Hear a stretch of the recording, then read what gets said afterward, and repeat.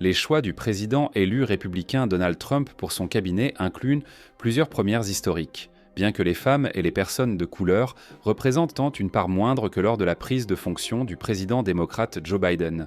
Ce que nous voyons malheureusement, c'est qu'avec la deuxième administration de Trump, il y a une régression dans l'effort pour parvenir à une démocratie véritablement représentative, a déclaré Mark Annis, cofondateur de Inclusive America, lors d'une interview avec Reuters dimanche 24 novembre.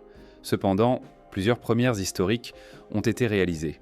Susie Wiles, opératrice politique de Floride qui a dirigé la campagne de Trump en 2024, devrait devenir la première femme à occuper le poste de chef de cabinet à la Maison-Blanche. Le sénateur américain Marco Rubio, choisi par Trump pour être secrétaire d'État, serait la première personne d'origine hispanique à occuper ce poste, s'il est confirmé par ses collègues sénateurs.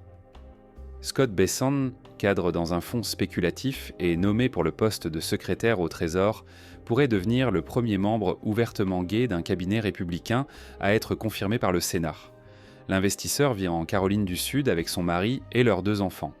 L'ancienne représentante américaine Tulsi Gabbard, issue de culture samoane et hawaïenne, serait la première directrice du renseignement national provenant de la communauté des insulaires du Pacifique, selon Inclusive America, une organisation à but non lucratif qui suit la diversité au sein du gouvernement.